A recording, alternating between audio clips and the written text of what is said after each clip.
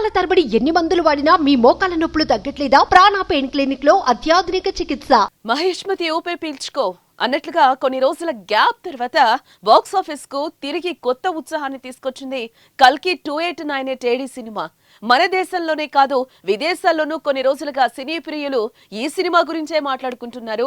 600 కోట్ల భారీ బడ్జెట్ తో రూపొందించిన ఈ సినిమా సైన్స్ ఫిక్షన్, హిందూ పురాణాలు, భవిష్యత్తు కాలం, అగ్రతారాగణం మేళవింపుగా రూపొందించిన ఈ సినిమా ప్రేక్షకుల దృష్టిని ప్రత్యేకంగా ఆకర్షించిందని చెప్పుకోవచ్చు.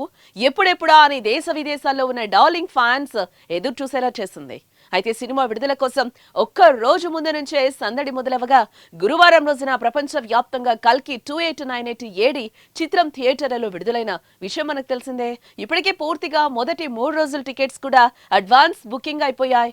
ఇదిలా ఉంటే ప్రభాస్ క్రేజ్ ప్రపంచ వ్యాప్తంగా ఎలా ఉంటుందో చెప్పాల్సిన పనైతే లేదు. తాజాగా విడుదలైన కల్కి సినిమా కోసం జపాన్ నుంచి ప్రభాస్ ఫ్యాన్స్ ఇండియాకు క్యూ కట్టారు. అక్కడి నుంచి సినిమా టికెట్లు బుక్ చేసుకుని ఫ్లైట్ ఎక్కొచ్చి సినిమాను తిలకించారు. అయితే ప్రభాస్ పై ఉన్న అభిమానమే తమను జపాన్ నుంచి ఇండియాకు తీసుకొచ్చిందని ఆ యువతులు చెప్పుకొచ్చారు. అది కదా మరి ప్రభాస్ మానియా అంటే. నమస్కారం. Hello. We will go to Hyderabad. మేము హైదరాబాద్ వెళ్తున్నాము. హైదరాబాద్に行きます。In order to watch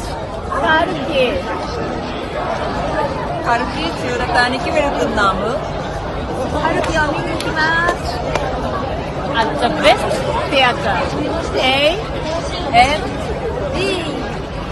AMB Theater.